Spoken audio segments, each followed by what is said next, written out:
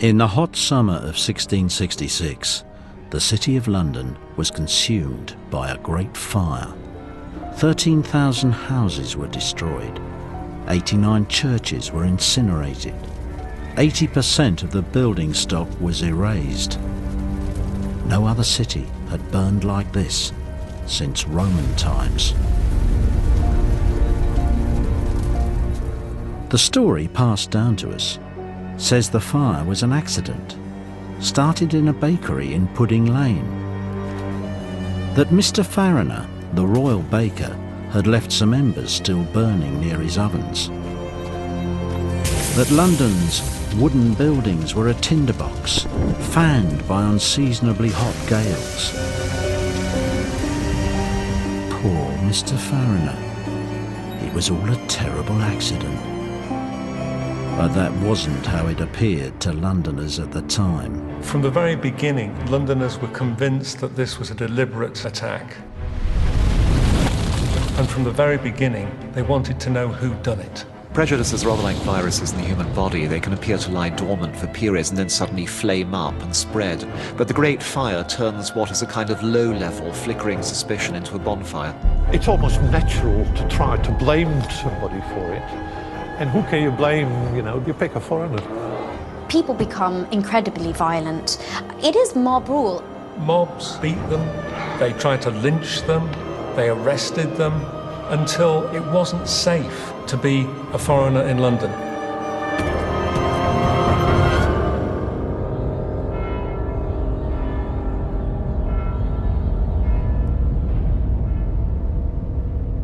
Less than 3 weeks after the fire had been quenched, the House of Commons appointed a committee to inquire into the causes of the disaster. Their collection of eyewitness accounts has survived to this day, deep in London's Guildhall. A true and faithful account is the report of a parliamentary committee of inquiry that was set up after the fire to find someone to blame, to look for the truth, to see what really happened on that fateful week at the beginning of September 1666.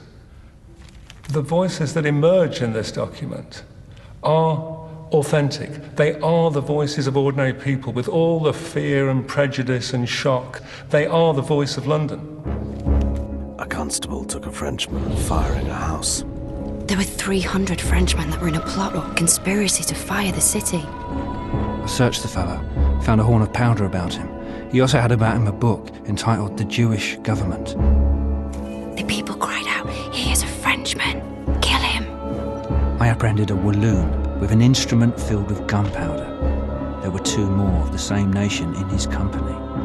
The picture that emerges from this inquiry is of a people that are out for vengeance. They want the truth, they want to know who has destroyed their city, and they want justice.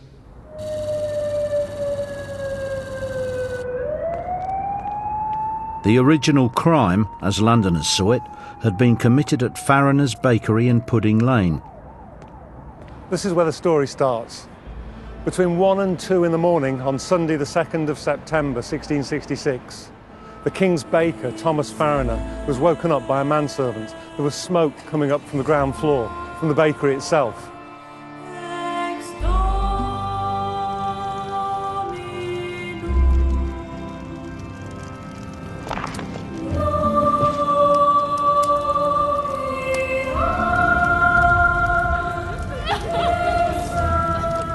When they tried to get downstairs, they couldn't. They were beaten back. Thomas, his daughter Hannah, his son and a manservant were forced to clamber out onto a windowsill.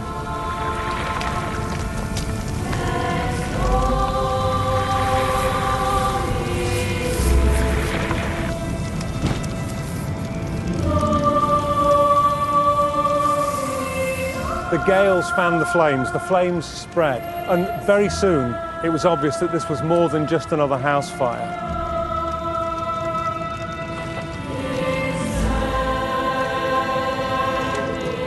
The parish constables called out the Lord Mayor, Sir Thomas Bloodworth, a representative of the Vintners Company, and really the man in charge of the City of London. His first reaction, the words that put him in the history books, were, "A woman could piss this fire out."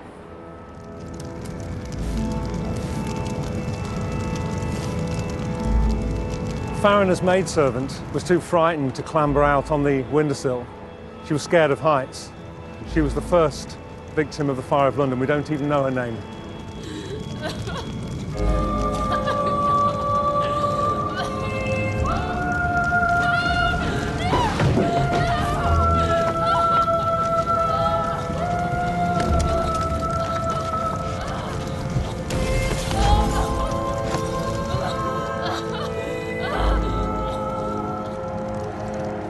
To the frightened and confused people of London, the start of this fire looked anything but accidental. It's broken out at the wrong time in the wrong place. It's broken out in the early hours of the morning. It's right next to huge stores of inflammable materials, and it takes out the great water wheel from the Thames, which pumps up water almost immediately. This looks premeditated. And because it's been lit at just the wrong moment in terms of weather, that also looks like a terrorist act. Pudding Lane was the perfect location to set a deliberate fire. The buildings were very close together. There'd been a drought, all the buildings were dry, the timbers were dry. It was up a hill, so you'd have a natural draft coming up that hill to help fan the flames. It would also be a good place to hide from an arsonist's point of view.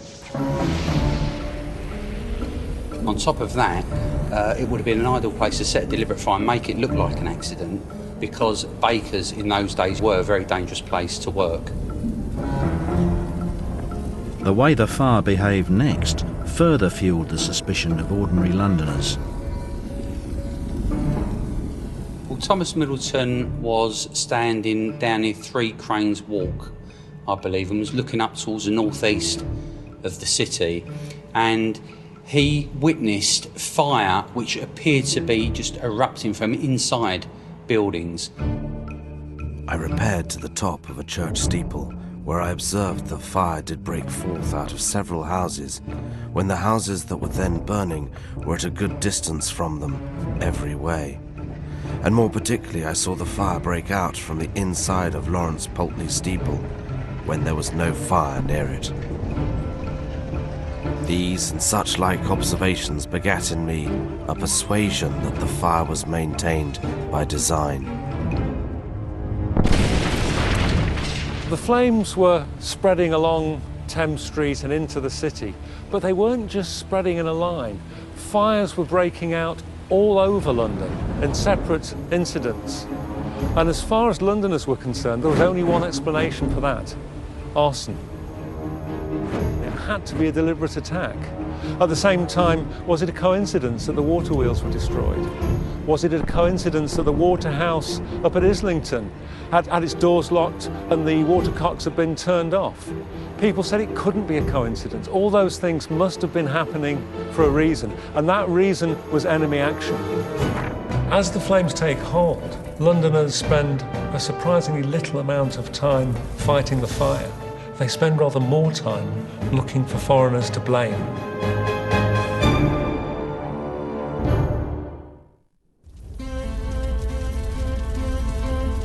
Day 2 of the Great Fire, and 1,000 houses in the square mile had burnt.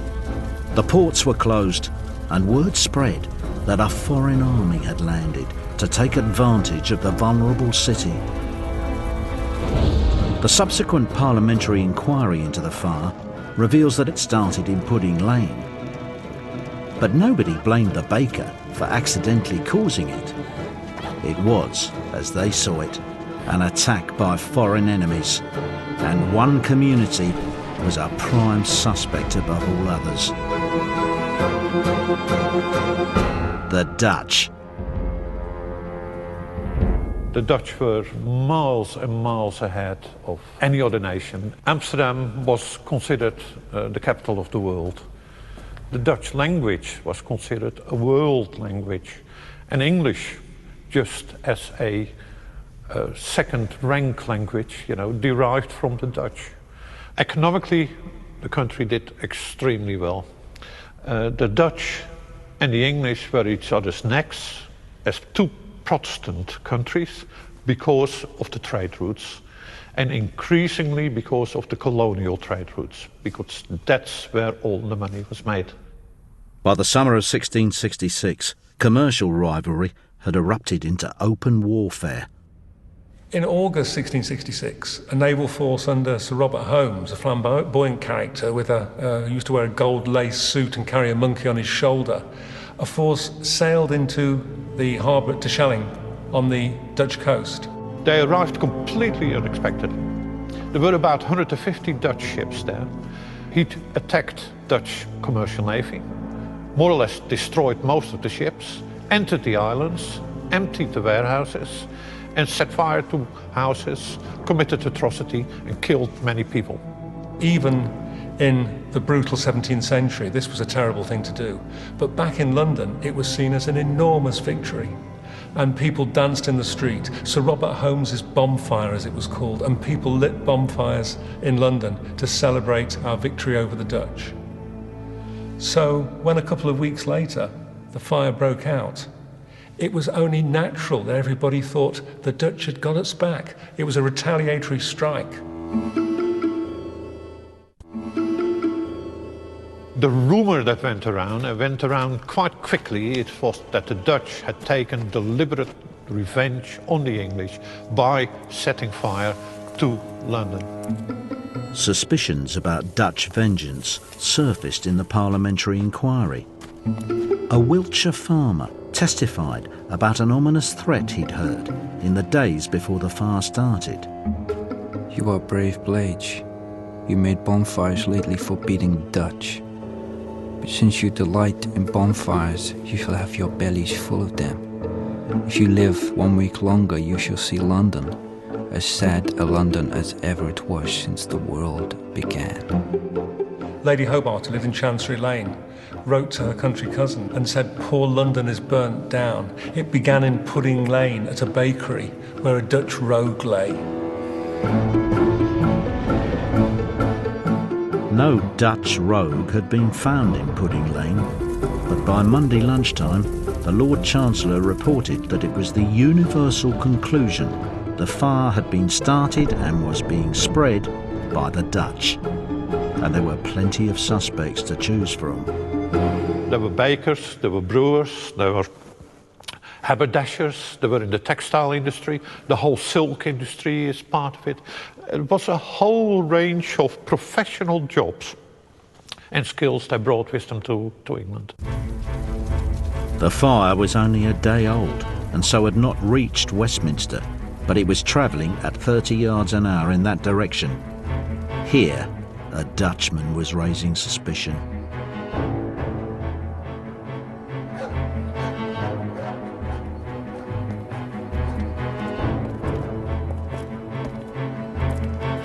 Flames and smoke were seen coming from a Dutchman's house.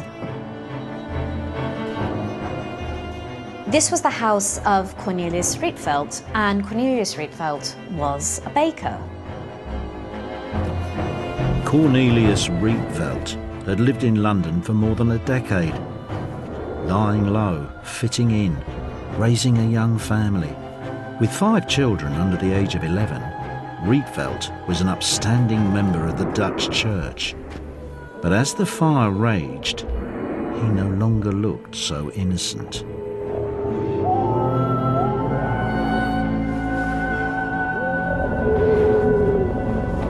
Everybody was on such a high state of alert that they immediately suspected that he was setting alight to buildings. And what he was doing was part of an enemy action.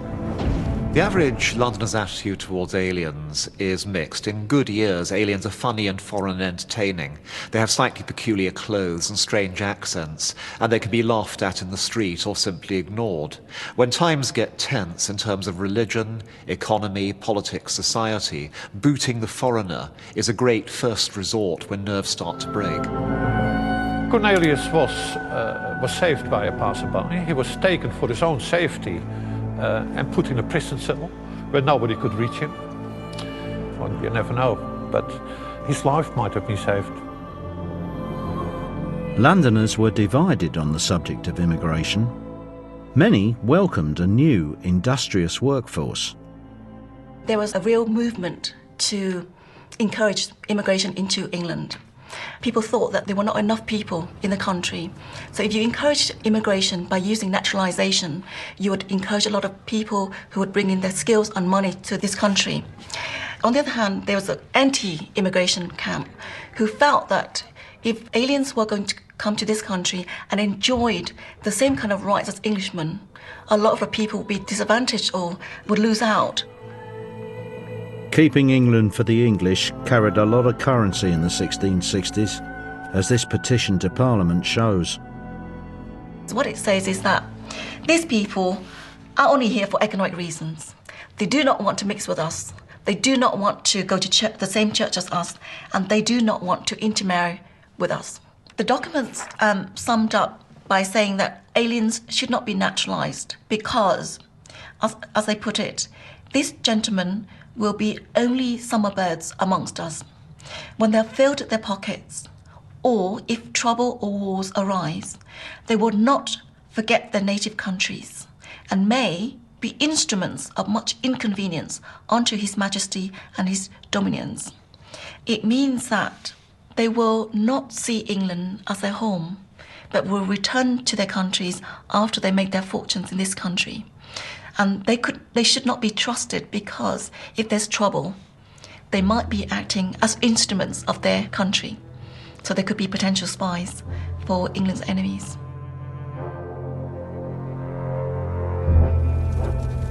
As the growing fire engulfed thousands more homes, one Dutch family was arousing exactly this kind of suspicion.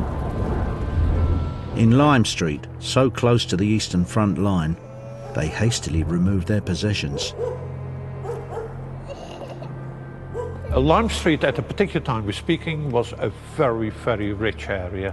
These were the successful immigrants, the financiers, the scientists, some artists lived there. And it was an area where many of the leading minds in the immigrant community would come together. Johan van der Merch and his wife Alida had lived in Lime Street for 12 years. They'd made a fortune in the cloth and haberdashery trade. Alida's brother Peter and his new wife Jane lived just a few doors down. When the fire started, he was able to procure carts, and these were very hard to get as they cost a lot of money and they were very scarce, and it was one of the only ways in which people could get their goods out of the burning city. A Dutch merchant reported spending £60 for 3 carts, the equivalent of £7 grand today. Other Londoners couldn't get carts for love or money, but Van der Merch could. His neighbours would have perhaps started asking questions when they saw him and his family loading carts up with their worldly goods. It looked as if he perhaps had prior knowledge.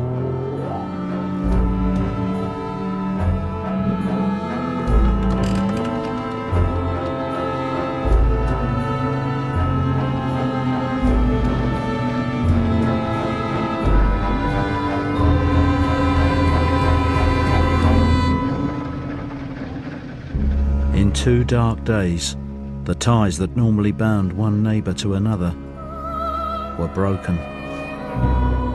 Tens of thousands were now homeless. The fire was gathering pace, and Londoners needed someone to blame. They're deeply paranoid. They're looking for the people that they're convinced were responsible for destroying their city. The parliamentary inquiry, for example, heard evidence from a Michael March, and he said that he apprehended a walloon in the time of the fire at the Nag's Head in Leadenhall Street with an instrument like a dark lantern made to lay a train of powder, and it was filled with gunpowder.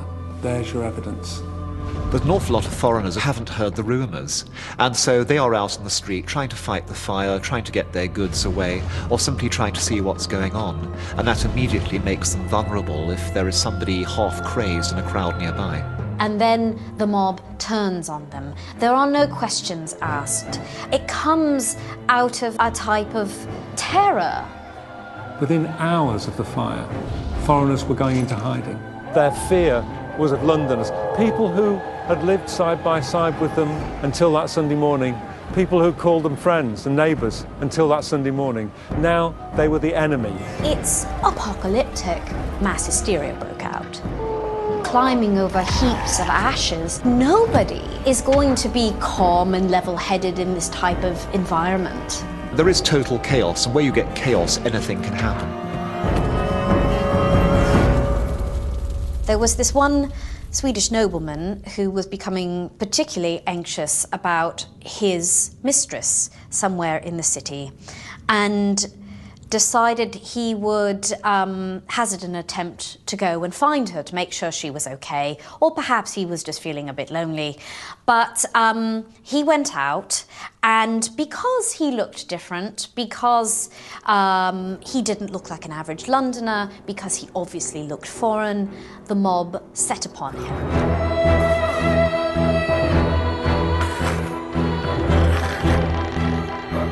Lynchings give you an insight into the mindset. They were just panicking. It was fanatical.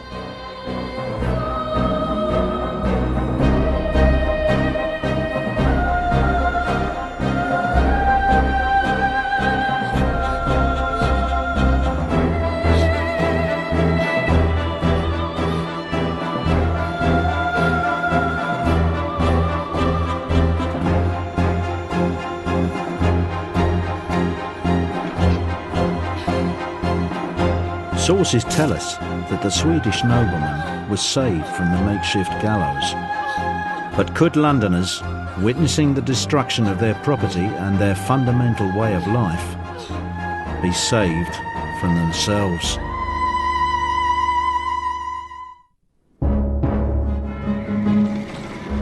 Fueled by hot gales, London's firestorm had entered its third day.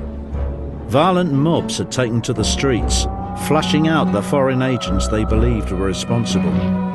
No Dutch fire starter had been found, so they turned to the next suspect, England's traditional enemy, the French. The default prejudice of the medieval and earlier modern English are the French. They're our great traditional medieval enemies. We'd fought them for longer than anybody else. And they also happen to be, though we hate to admit it, a richer, more populous, more powerful, more dangerous neighbour than anybody else. The bulk of the parliamentary inquiry, the bulk of the true and faithful account, the report that comes out of the parliamentary inquiry, targets France. So, for example, Mrs. Elizabeth Styles informs Parliament that in April last, in an eager discourse she had with a French servant, he replied, "You English maids will like the Frenchman better when there is not a house left between Temple Bar and London Bridge. This will come to pass between June and October." The most suspicious Frenchman of all at this time was a man by the name of Monsieur Belland. Monsieur Belland was a firework maker for the king. Of course, he works with gunpowder and all sorts of incendiary things. Well, naturally, the eye of suspicion is going to fall on him.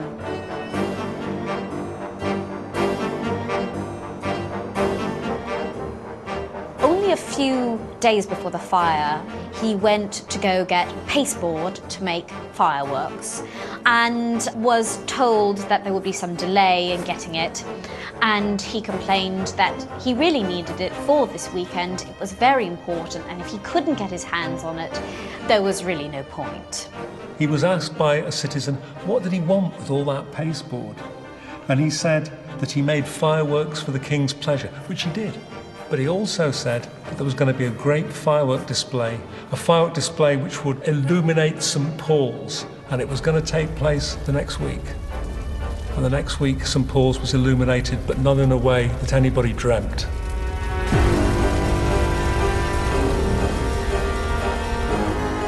Suspicion of the French went beyond politics and war. It was about something that had tormented the English for the past century: religious fundamentalism. By definition, the Protestant Reformation turns the Roman Catholic Church into the bad religion against which Protestants define themselves, and the English are no exception. After all, in much of the reign of Elizabeth, Catholics are trying to murder the monarch, and they send an armada against us. In the reign of James VI and I, they try and blow up the entire ruling class in the Gunpowder Plot. And an awful lot of English Protestants blame the Catholics for the English Civil War, which had raged through the 1640s. So they are the obvious national enemy.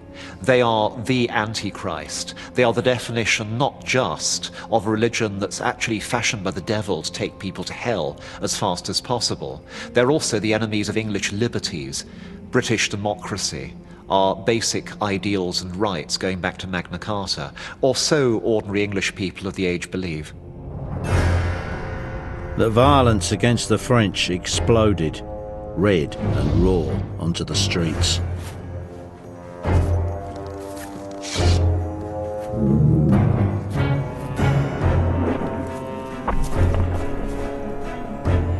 There was talk of arsonists all over the city.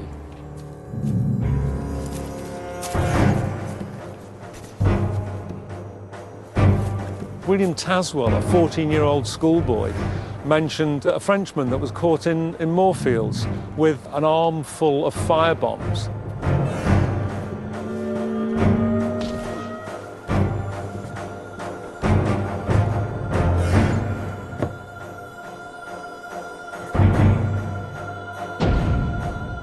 The ratty tennis balls. Young William Taswell talked of how he saw a blacksmith walk up to a Frenchman in the street and strike him across the head with an iron bar. And he still remembered, 60 years later, he remembered how that poor man fell into the gutter and the blood streamed down around his ankles. Meeting a Frenchman walking along the street, I could not help seeing the innocent blood of this exotic flowing in a plentiful stream. There's a horrible kind of casualness about the way in which London rage against foreigners suddenly explodes with the fire burning.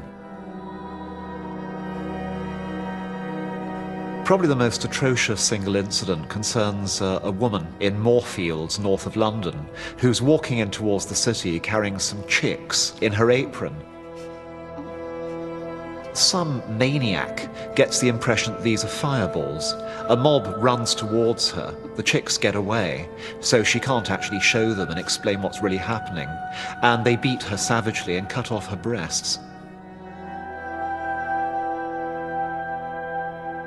The casual violence against people in the streets or in the fields outside indicate that some Londoners are simply losing their reason. They're seeing their entire world literally going up in smoke in front of their eyes.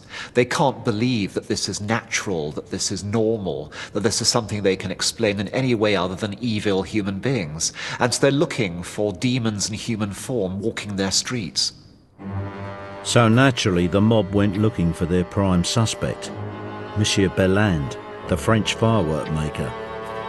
They find his shop empty, but they follow his servants. They follow them across London, through a smoking London, until those servants reach the Palace of Whitehall. They follow those servants into the Palace of Whitehall, down the corridors, up the stairs.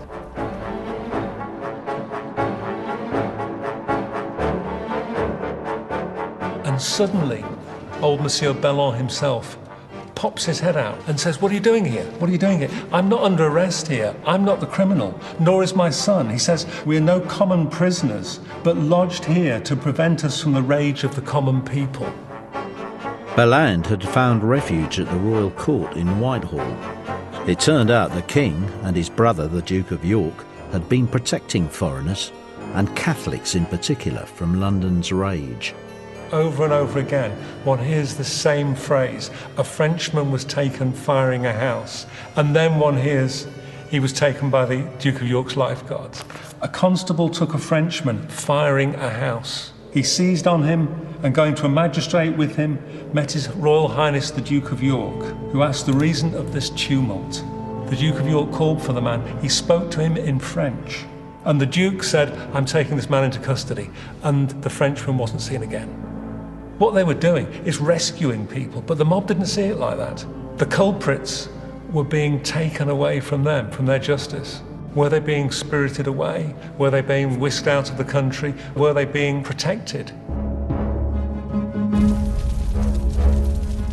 Perhaps the answer to that question lay at the front line of the fire, where small groups of brave firefighters fought vainly against overwhelming odds. And at their head was James, Duke of York. During the Great Fire of London, the Duke of York behaves like a hero. He's Lord High Admiral, which means he commands the warships more than the Thames. And so he brings up sailors from the fleet who are used to running up rigging and putting up masts, and gets them hard at work demolishing houses and pumping water. And he's there himself.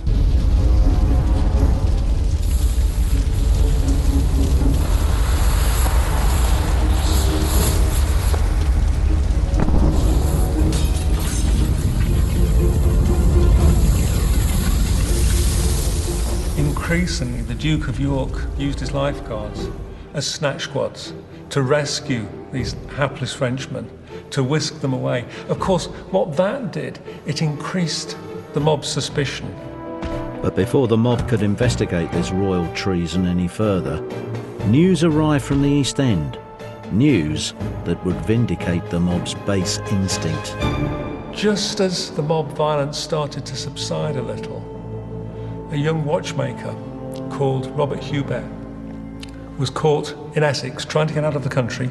He was brought before a magistrate and he said, I did it. It was me. I started the Fire of London. This was exactly what Londoners had suspected, and all their suspicions suddenly seemed to be confirmed. It was a plot. It was a Catholic plot. It was a French Catholic plot. Everybody said, I told you so. Robert Hubert of Rouen, Normandy, who acknowledged that he was one of those that fired the house of Mr. Fariner, a baker in Pudding Lane, from whence the fire had its beginning, confessed that he came out of France with one Stephen Pedlow about 4 months before the fire, and then they came together into England in a Swedish ship called the Skipper, where he stayed on board with the said Pedlow till that Saturday night in which the fire brake out. When Pedlow, taking him out of the ship, carried him into Pudding Lane, and then he told him that he had bought 3 balls and gave him one of them to throw into the house.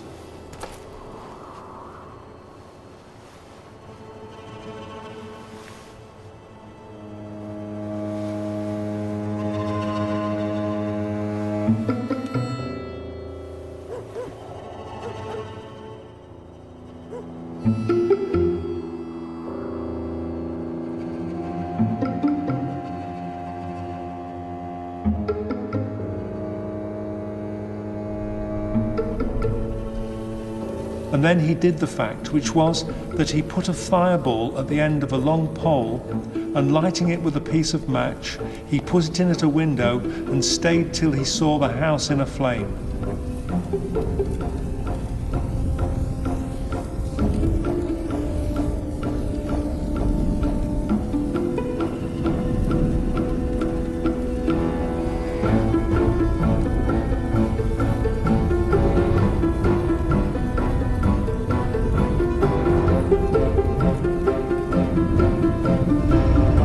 He confessed that there were 23 accomplices, whereof Pedlow was the chief.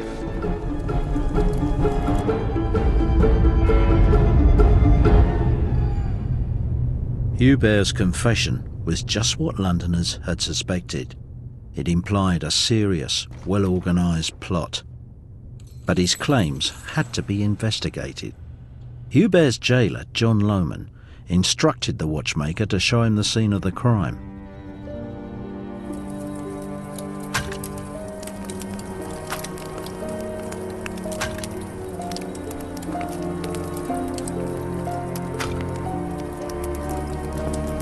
Here stood the house, he said. The jailer endeavoured to draw him from that belief and put him upon seeking for some other place. But he positively persisted in what he had first said and affirmed that to have been the said house. What the jailer did was good practice, and it's practice now. He went out of his way to disprove that Huber had set the fire by trying to distract him from where Huber was saying the bakery was. Based on the jailer's evidence, it's pretty damning for Huber, and when I read that, I really believed that this could have been an arson fire. Huber's evidence made sense to a battered city. Under due process, he was convicted of starting the Great Fire of London and sentenced to death. Londoners believed they'd got their man, but the trouble wasn't over for London's foreigners.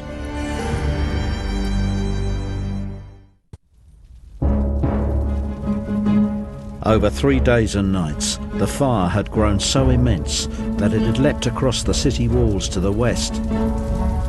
With nearly 13,000 houses burnt, London was now in the eye of a perfect firestorm that threatened everything within its reach. Because of the prevailing winds, the fire moved westward, but it crept to the east as well. And creeping to the east meant that it crept towards the Tower of London. Had the flames reached the tower, there'd have been the greatest explosion in the entire early modern period, because the tower is the magazine of the nation. It's where the munitions to arm the armed forces are kept. So that had those great piles of combustible material gone up, it would have been like an atomic bomb. A vast number of dispossessed people pitched up in places like Islington and Highgate, where they could sit and watch the fire on the horizon in kind of tent cities, sitting there completely shocked by what had happened, covered in ash, miserable, terrified. The Dutch families of Lime Street had joined this mass exodus, fueling suspicions about where their true loyalties lay. But they were seen in a very different light when they returned to help fight the raging inferno. Lime Street was now on the front line of the fight to save the tower, and with it, the city.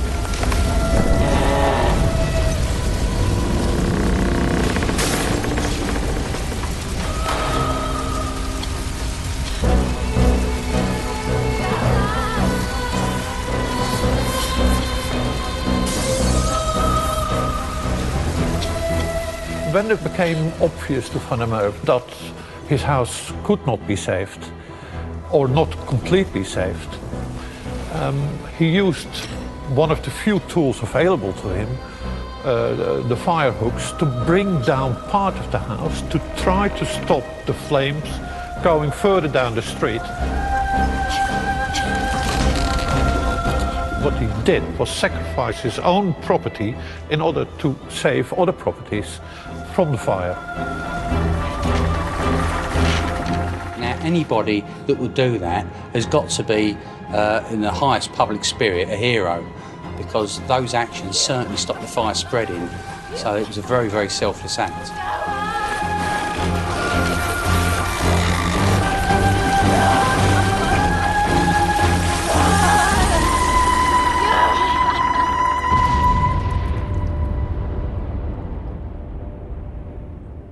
After 4 days of conflagration and violence, the Great Fire of London burnt itself out.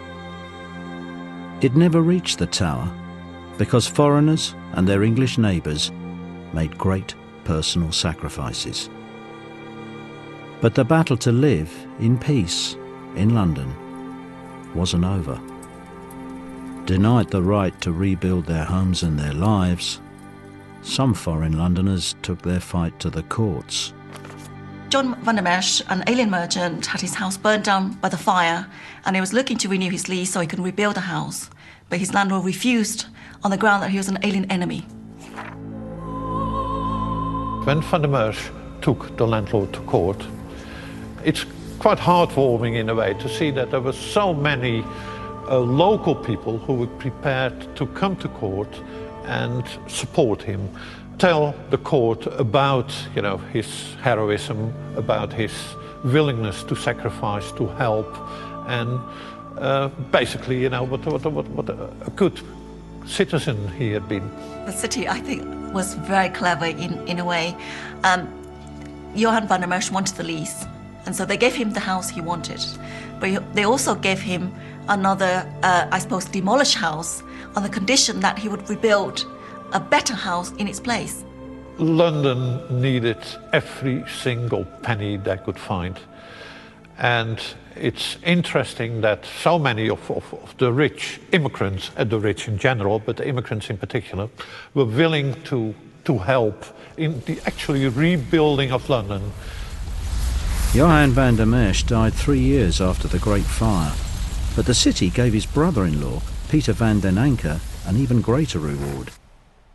In recognition of his great contribution to the rebuilding of the City of London, he was given the freedom of the city. And the costs were paid for by the city as well.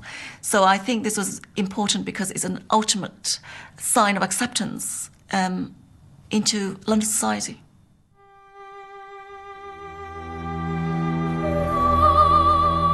Other victims of the mob's rage made their peace with London too. Cornelius Rietveld, once he was released, and it was obvious that, you know, he was not involved at all, he returned to his business, to his home, and found everything destroyed. However, he did stay in London.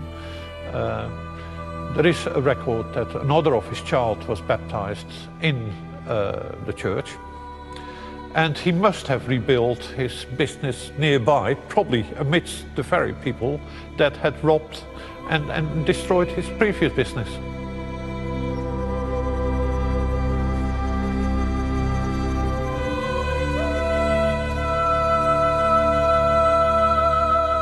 So that London would never forget the destruction of the Great Fire, a monument was built near Pudding Lane, where the fire started.